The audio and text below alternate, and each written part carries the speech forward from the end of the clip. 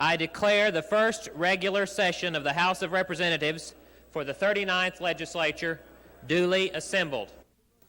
It was a familiar sound to some of the legislators. For others, it was their first time to hear the words. For all of them, there was the suggestion of trying legislative hours ahead. The 39th Legislature will face a budget situation unlike any that has been faced in the last decade in Oklahoma.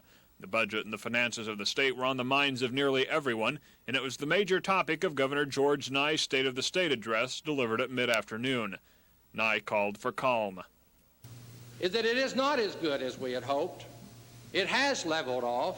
There is a reduction, but there is no time to panic.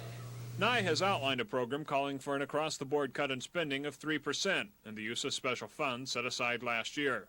Some parts of that plan aren't accepted well by lawmakers, and Nigh received no applause during his entire speech of nearly 30 minutes.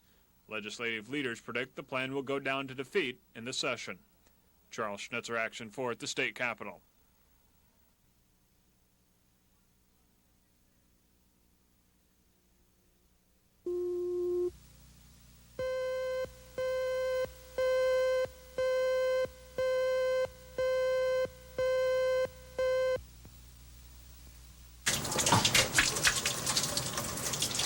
Today's scrubbing up was another of a series of dry runs, just to make sure everything is ready to go at the new unit. The team of nurses and doctors have been rehearsing for weeks. They want the nation's newest center for bone marrow transplants to be one of the best. They know it'll be one of the most needed. Okay, today's the last day of training. As you all know, Monday we're getting our first bone marrow transplant patient. She's 11 years old. There are only 7 transplant units in the nation, none of which are in the Southwest. For many Oklahomans, the traveling has meant the difference between life and death. There are now 22 otherwise fatal diseases that we can cure sometimes and often cure in other circumstances that otherwise cannot be treated. Being in the transplant unit is almost like being cut off from the world because of the strict sterilization requirements. The children brought into these rooms will have no defense against germs. They'll live in the controlled environment for at least a month, but it's worth it. In this intensive treatment, every child will have one nurse. She'll be well rewarded for her devotion. You get involved with their life in the sense that when they come, either they are sitting on the deathbed or they are comparatively in fairly good health and they, while undergoing transplant, get very sick. And when they get out of this unit, when they are fully engrafted, they're in good health and seems to be, your life is completely involved with their life and you swing between their disappointment and their encouragement of facing life and death as they go through this whole ordeal. The true reward for these dedicated nurses and doctors will come Monday when they perform their first transplant. Sherry Sellers, Action 4 at the Children's Memorial Hospital.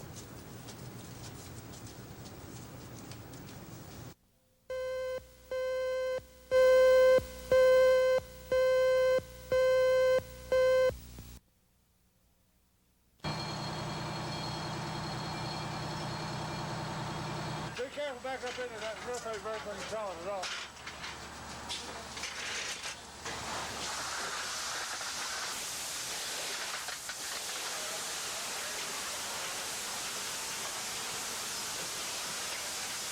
Soon after the first arriving units were on the scene, there appeared to be a flash and a heavy involvement of fire in the building. It's a large building. There's a lot of combustibles in the building. There's a tin roof on the building and some false ceilings inside of it, and so some of the area on fire was simply difficult to gain access to and to put water on it.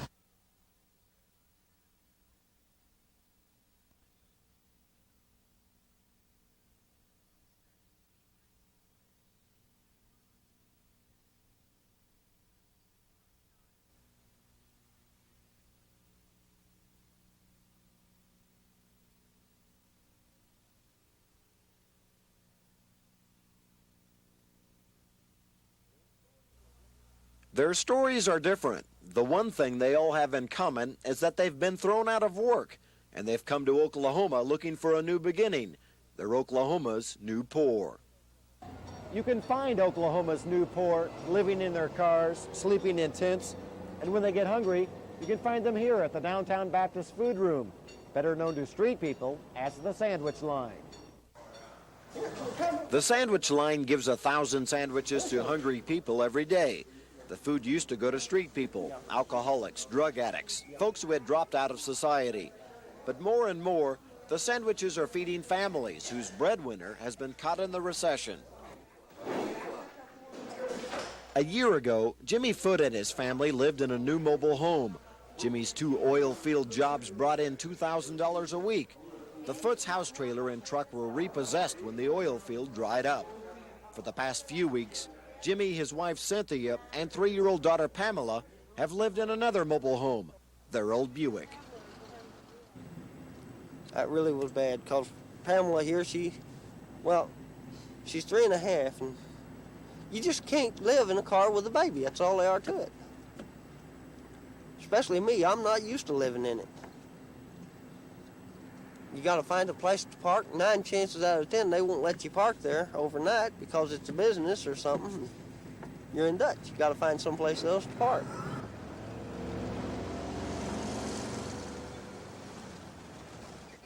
Jimmy hasn't been able to find a job. He's willing to work for minimum wage, but so are a lot of other people. I was going to put my kids in an orphanage, and I didn't know where I was going to go. I just didn't care, because after that, there was no point to my living. Rose Casares was in the same boat. She and her husband moved to Oklahoma City from Michigan. He was laid off. Then he deserted Rose and their 2 baby boys. After 3 weeks of living in their old car, Rose considered giving her children to an orphanage. It's kind of like losing your breath all the time, you know. You get this big lump in your throat, and it's still there because the fear is still very real to me that I can lose my children. And they're the only thing I got that's worth living for is my kids. And the thought of having to give them up was, I would rather have someone cut off all my legs, my arms, poke out my eyes, whatever, than to take my kids away. And, but I would give them away before I'd let them be hungry.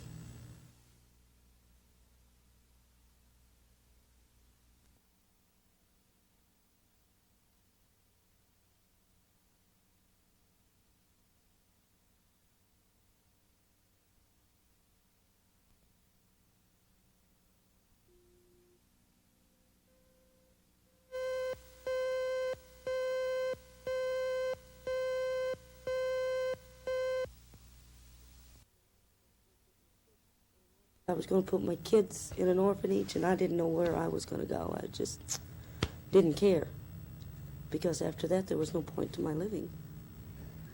I don't know where I would have went. And suicide did cross my mind. It's the only time I've ever thought of suicide, but it was very, very much a consideration I was having then. Are there other people out there?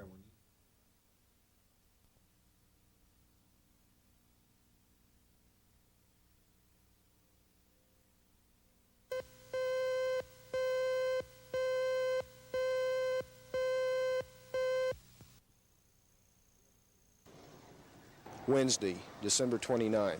At approximately 11:30 p.m., a 32-year-old Oklahoma City woman was approaching the intersection of Couch and Hudson when her car suddenly stalled.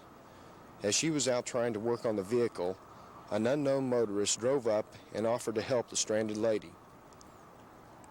As the woman leaned in the car, the suspect suddenly grabbed the victim and pulled her into the car, where he then threatened her. The suspect then drove the frightened victim to a side street in the downtown area, where he sexually assaulted the woman. This rapist was later described as an Indian male, approximately 22 years old, 5 feet 8 inches tall, weighing about 160 pounds. He had shoulder-length black hair and a non-professional type tattoo on his right forearm. After the attack, he forced the woman from the car and quickly left the area. I'm Officer Bill Hanneman. This rapist was driving a 1982 two-door Ford Mustang, gray in color. This vehicle had dark vinyl interior and a sunroof. If you have any information about this man or the vehicle he was driving, call Crimestoppers. If your information leads to the arrest of this rapist, you could earn a reward of up to $1,000. Crimestoppers also pay substantial cash rewards for information about other serious crimes, and all callers will remain anonymous. The number to call is 235-7300.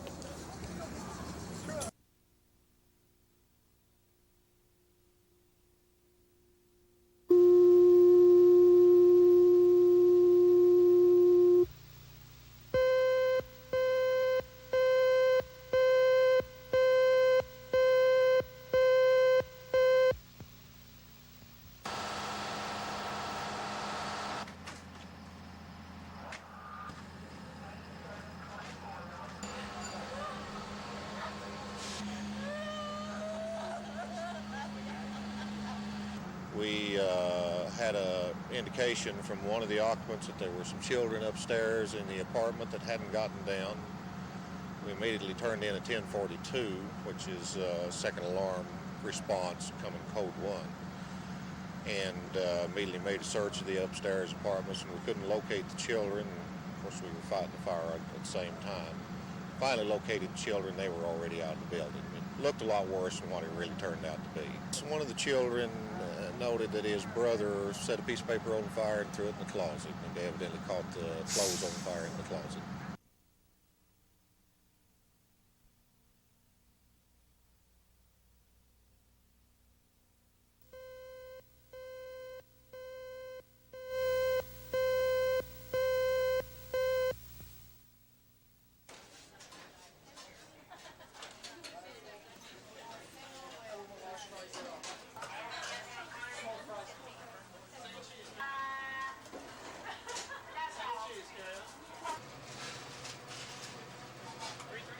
I don't think that's fair because, I mean, we work just the same as everybody else does. You know, we deserve equal pay, so I don't think it's fair. I wouldn't work at $1.67. $1.67? Telling me crazy. Coming up, no.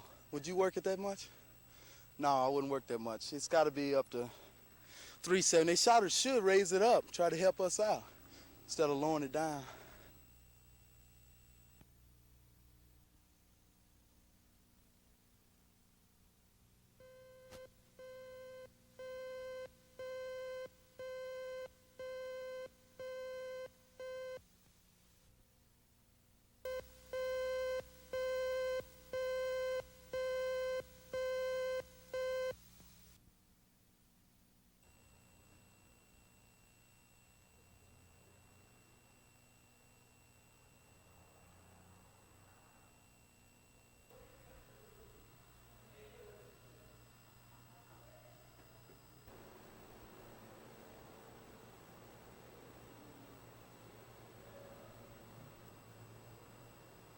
I describe it very poor jail, very poor system we have to operate under here. It's not adequate enough to hold prisoners like they should be. Well, I've got one cell up there that I don't worry about prisoners getting out of, but the rest of the jail are within itself. They can kick the screens off the window and go over in any time they want to. You have to have prisoners that knows it's minimum security, and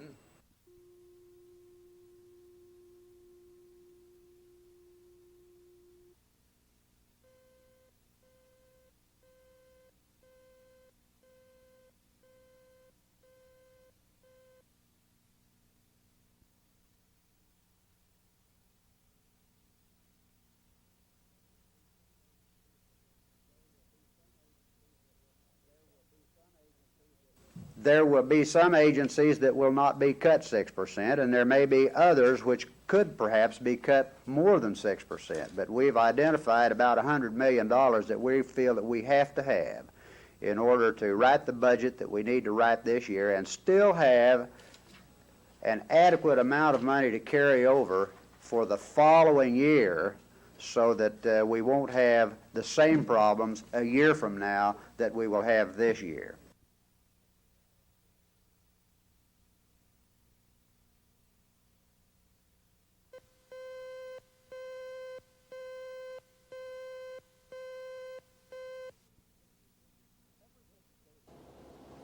Ever since statehood, the Whittaker Children's Home has been home for Oklahoma's deprived children. In the past, up to 350 kids have lived at the institution. Today, the number of people working at Whittaker far outnumber the students. Ironically, sidewalk construction continues as the welfare department prepares to close the facility. Last session, the Oklahoma legislature passed a law requiring kids classified as being in need of supervision or deprived to be placed in community group homes. Institutions like Whittaker have become dinosaurs. Different measures of liquid. Within a month, the last 5 students in Mr. Hurt's special ed math class will be gone. Perhaps the institution will be given to some other state agency. Some legislators would like to see the school become a regional jail. Most of Whittaker's students have no regrets about leaving their school behind. Like our kids, probably like Eddie or one of these other kids, they might be going to some other institution or a group home or something like that. I just ought to be glad I'm going to back home. I just want to go to my regular home with my family. I haven't been here 7 years, and that's too long. I'm just ready to go. It's easy to see why the kids at Whittaker are looking forward to their school's closure. For most of these kids, it'll be a chance to move back into a place more like home. And it's also easy to see why the citizens of Pryor want to keep the school open.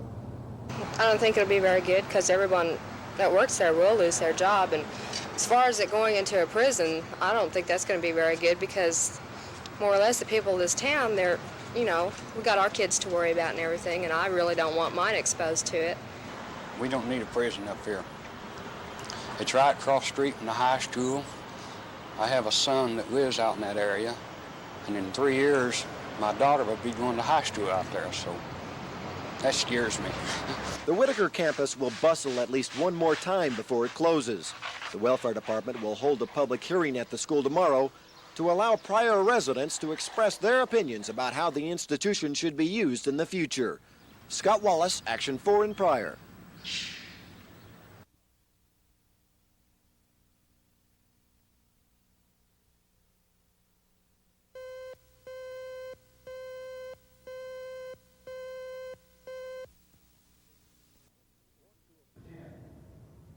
More school teachers and support personnel attended a meeting at the Moore High School gym this morning. What they heard didn't cause them to smile. There's not enough money. Superintendent Barbara Courtney said the district needs to save $875,000 between now and the end of the June 30th fiscal year. She gave them 2 alternatives.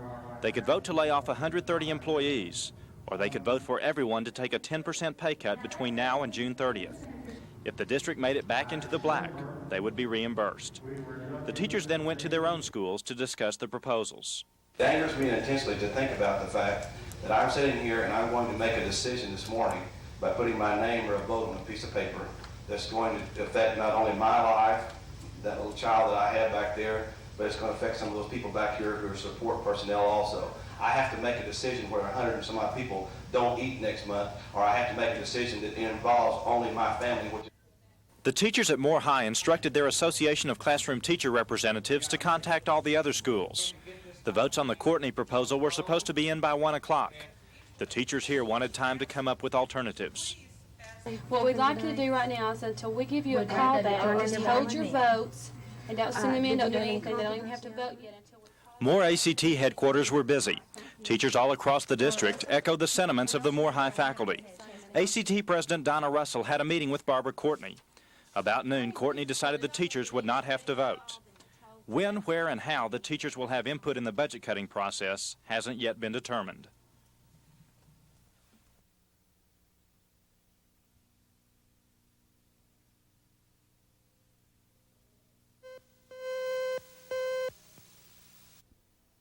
Left on bass guitar and lead guitar from Kansas, Steve Gerber.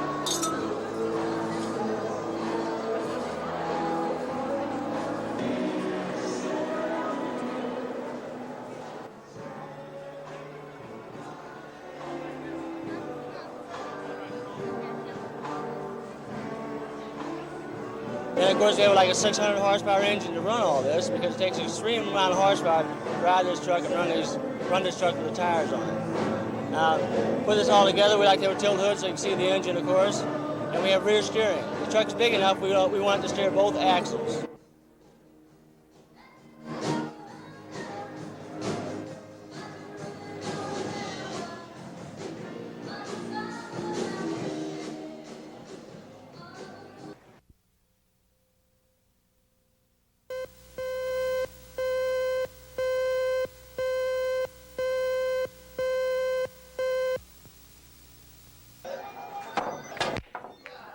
The best way to start a game of pool is a good break. If things go right, a ball or two will fall, and you'll be set up for your next shot. But not all the good breaks at the Star Castle 2 arcade in Norman have come at the table. Jeannie asked us not to use her last name. However, she wanted people to know her story. Last summer, Jeannie got into an argument with another girl. One thing led to another, and they got into a pushing match. The other girl wasn't hurt badly, but she had to be x-rayed and checked by a doctor. Her medical expenses came to almost $500. The state told Jeannie she had to pay it. A court ordered Jeannie into Oklahoma's Victim Restitution Offender Responsibility Program. Jeannie worked at the arcade to earn the money, and at the same time, visited a counselor to learn about herself. Me going to see my counselor and me having to pay my restitution and everything, and talking to her about everything that went on, maybe learn how to control my temper about it, and towards her and towards other people. What we hope they get out of it is some sense of responsibility for their own actions, some ownership of what they've done, and some appreciation of what it feels like to a victim to have some sort of loss or some sort of offense against the victim. It's hoped these kids won't become one of the 1,600 juveniles who had to pay almost $200,000 last year. The program has worked well, but everyone agrees an arcade should be a place to have a good time, not a place to pay for past mistakes. Bill Ross, Action 4 in Norman.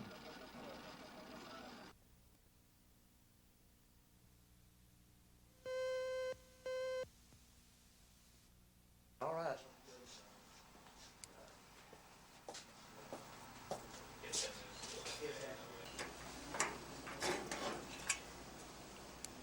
Go right ahead, the other one. Okay, go right ahead.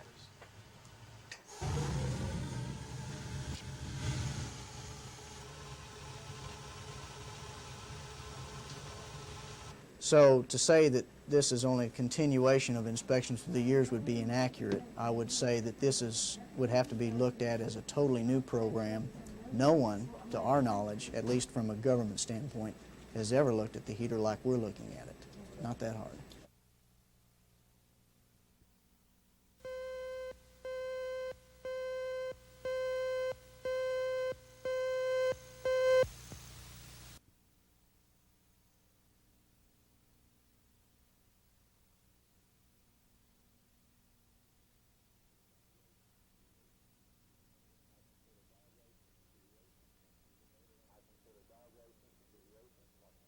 I consider dog racing a deviation from what the people voted on. I think a division of the tax collections other than one-third, one-third, and one-third is a deviation. I would consider a paid advisory or reimbursed advisory committee to the official commission a deviation.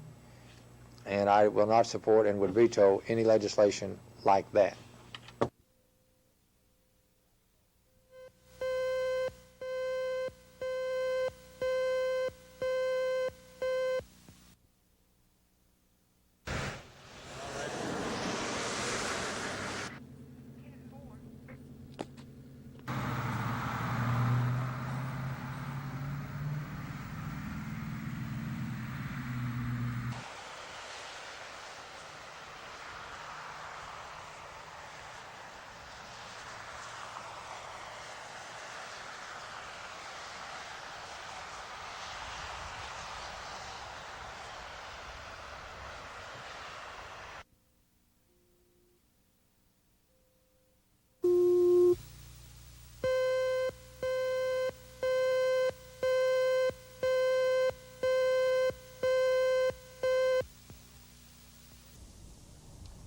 For a long time, the road to success has been education.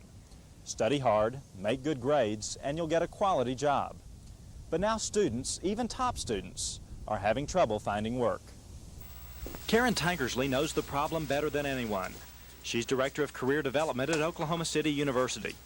Karen's task is to help students like John Lockwood find a job. That's not so easy during a recession. Companies just aren't hiring as many people. Xerox and First National Bank have told Karen they won't be interviewing on campus this year. And more than 80 other corporations that were invited to OCU haven't bothered to answer Karen's letters. That's bad news for John, who's getting an MBA in August. Even with a graduate degree in his future, high unemployment has John worried. It kind of scares me. That was a big reason for me going back to school and working on a graduate degree. I felt like that I needed, something else to distinguish me from all the other people that are out there looking for jobs. It is frustrating, and so you have to use other approaches. The student's going to have to use contacts, definitely, through family, through church, through business, parents, whatever, and go back and use those contacts, get their foot in the door, interview with the company, and they're going to have to sell themselves. Well, I was one of the lucky ones. Gary Gibson started looking early. His 6 job interviews paid off. And from them, I've got about 4 office interviews, which I went to, and each of the interviews turned up with offers. It was a lot easier for me than I know it was a lot of the others. For those others at OCU and campuses across the country, the toughest test may not be getting a diploma. Being promoted from student to employee may take more than that good old college try. Bill Ross, Action 4 at Oklahoma City University.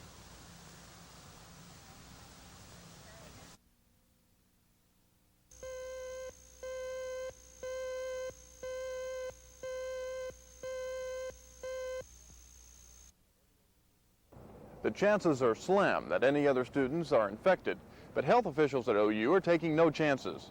They're asking classmates of the student who has TB to come here to the Goddard Health Center for screening. Students who came to the TB screening area this morning spent more time worrying about filling out forms than receiving the injection of tuberculin. It's the medicine used to detect tuberculosis. The medicine is injected under the skin. A small bump forms and will be checked again in about 48 hours.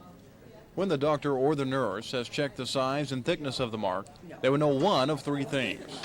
The body contains no TB germs, some germs have entered the body, or the test should be repeated to make sure. Either way, health officials want the problem stopped, and they urge all students who have been notified to have the test done. If we don't do screening and pick up any contacts or cases and they go untreated, it could become a big problem. OU health officials say they've acted soon enough to catch the TB threat at the source and expect to have everyone involved taken care of by the end of this week. Kevin Ogle, Action 4 in Norman.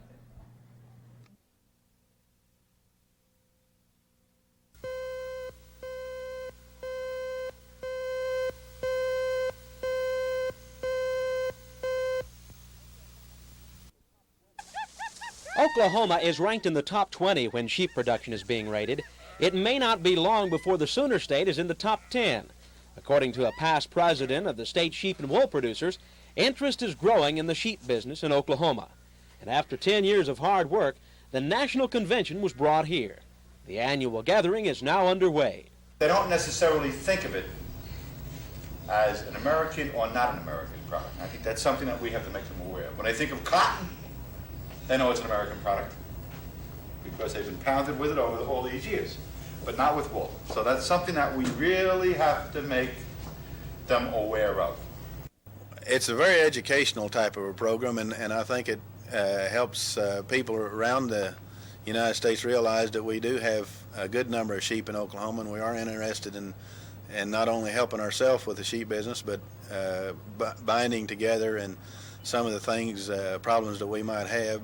Ann Crable says the administrator from the Environmental Protection Agency will speak to the growers later in the week. The EPA official will discuss Compound 1080, a controversial chemical producers once used to control predators. Ben McCain, Action 4.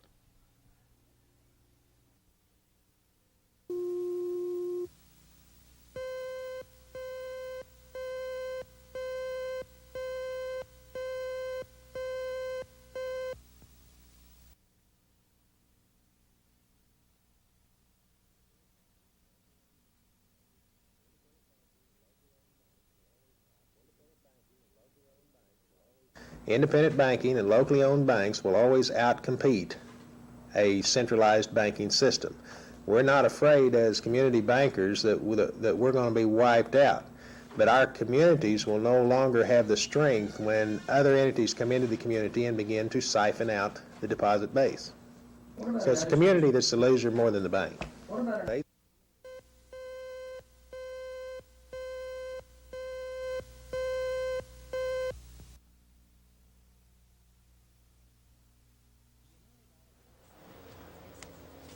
Well, if you need to talk, that's the shop committee, and I don't know if they'll be in the office this morning, but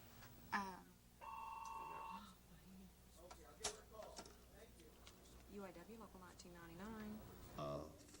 1999. There was other plants that were also considered, but this meeting, and everybody's been holding their breath for 2 days over this thing because it was originally scheduled for the 25th.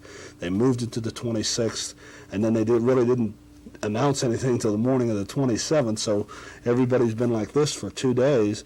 And whenever the final decision came out, we feel that we got it as a result of the need for volume and the way we build cars.